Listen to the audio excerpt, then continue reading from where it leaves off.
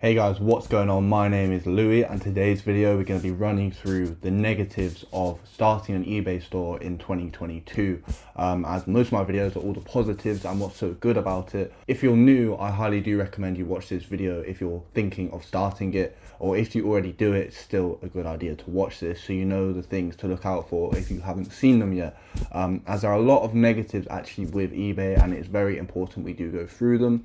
And if you're looking for some more positive videos, then I advise you click this video here, which will tell you how you can get more sales with eBay. There's loads of tips on there, which will guaranteed generate more sales for your eBay store. I highly advise you watch that after this video. So if you feel you take any value from this video, I really would appreciate if you could hit that subscribe button and you could also hit that like button. We do tons of videos on this channel, such as drop servicing, drop shipping, eBay and crypto as well. We talk a lot about crypto here. I talk about some really good projects that I'm in myself and lots of things there.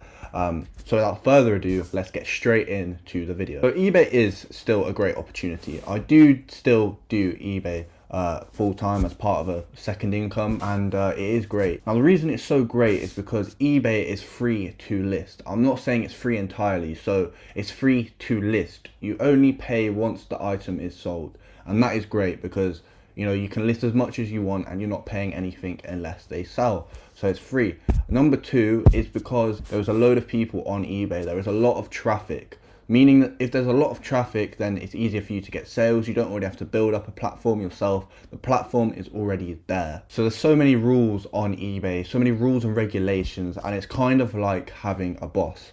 Let me explain that a bit more. You always have to be on the phone with them to sort out certain problems. For example, when a customer wants to return an item, you have to sort it out within 2 days or eBay will automatically refund them, which doesn't give you much room at all. If you don't sort it out within 2 days, you also get a penalty, which will give you a defect on your account, which can ruin your rating. So for example, if you're drop shipping, this can get extremely stressful to deal with because obviously you don't have the product yourself. So if they want to return it, you've got to contact your supplier and get the return address all sorted. You want to make sure they're okay with the return. You want to get that all sorted within 2 days, which is a lot to do realistically. But if you're doing wholesale, it's not so much of a problem. You won't get that big of an issue there, as you'll just be able to give them your own return address and it will all be good from there. But if you are drop shipping, what I actually advise you do, it might be a bit long for you, but I'm not saying do this at the beginning. But once you've been doing eBay dropshipping a long amount of time, what I'd say you should do is once you get some returns, you should start giving your address as the return address or your actual return address, not the dropshipping supplier's return address, just to save you from getting defects which can result in your account being restricted, which is something you do not want. This is something I learned the hard way. So what I did was I got all the returns to my house and then I would return them to the supplier, which made things easier and it gave me more time. But yeah, that's a good thing you can start doing as well. There's also been times where people have tried to take advantage and abuse the eBay money back guarantee, where they'll send back the wrong item, they'll send back a broken item, and because eBay automatically refund them once on the tracking it's been marked as delivered on the return, they automatically get refunded, and they know this. A lot of the customers know this. So what it means is you then have to contact eBay, you have to call them up for a long amount of time, you get put on hold, you have to talk to them and explain your side of the story, what the customer's done, it was broken, you have to show them proof, you have to go through all this long process, and most of the time still eBay side with the customer, so it's extremely annoying to deal with. This is why I say it's like eBay is your boss. Yes, I'm working for myself, but eBay are technically my boss. I have to go through their rules and regulations. I have to call them up when I have a problem, things like that. It's very, very tedious. And eBay have a very strong algorithm. And this algorithm, it will all dictate how many sales you get. So they may put you up in the algorithm one day, the next day you could be down. And what is this? They're incentivizing you to promote your listings. Yes, everyone, all promote your listings by 1% of the price. All do it by 1%. That is, you need to do that. That is a very important tip to have. However, they want you to be doing more than 1%, which can mess up profit margins, especially if you're doing dropshipping. And this is especially if you're a new account, your listings will not be pushed. So it is quite hard to get up there. But once you do, it's definitely worth it. And let me just give you an example of why this may be a problem. So let's say you're doing a wholesale, you're not doing drop shipping. and you see your listing is right at the top of the results, it's doing really well, the algorithm is pushing it, so you think, okay, I'm going to order a lot more of this product in stock, so I have it there for all the sales. You order all that big stock, and then you realize the next day it's been pushed all the way down in the algorithm, and now you've got a load of stock that is going to be harder to sell. Another problem here with selling on eBay is if you run out of stock on your listing, it will push you down in the algorithm. This is because eBay wants sellers who continuously can sell that item. So you don't want to run out of stock, that you have to keep on top of your stock. So if you're drop shipping every single morning, this is what I do. I go through every single one of my products and I make sure they're all still in stock, because cancelling for being out of stock is so much worse.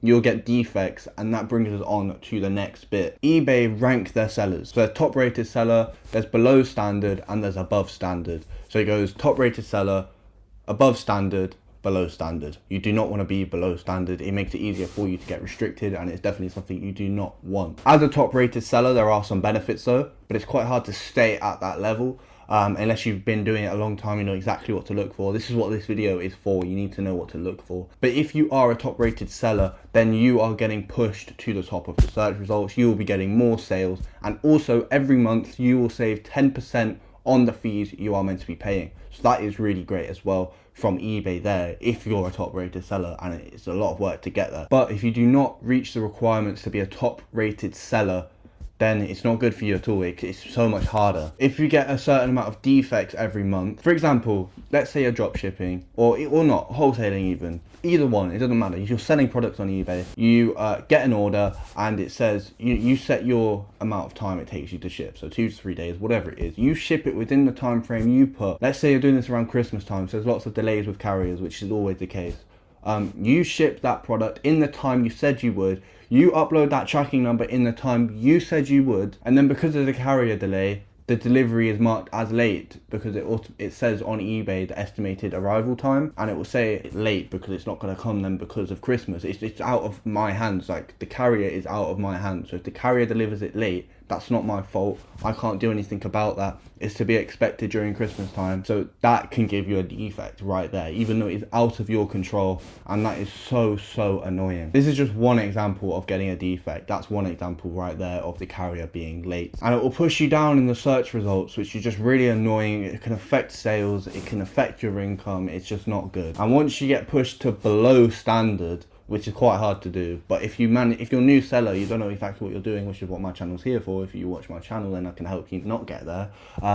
But if you do find yourself there, then you'll be on page 5 to 30. So no one will see your listing, no one's going to buy from you, and it's going to be a very hard thing to get out of that position. Very hard. So basically what I'm trying to say here, they are not your customers. They are eBay's customers. That's all it is. eBay is just a tool for you to use eBay's customers to get some money, because eBay are going to benefit every single time. That's just how it works. It's a very smart business that eBay have. So I'm just making this video to show you all the negatives, because it's so important for you to know before you start, or if you're already doing it, you need to know the negatives. So I hope this video has helped you. If you feel you seriously have got any value from this, I seriously would appreciate a like and a subscribe. There'll be tons more videos like this. Comment down below anything else you want.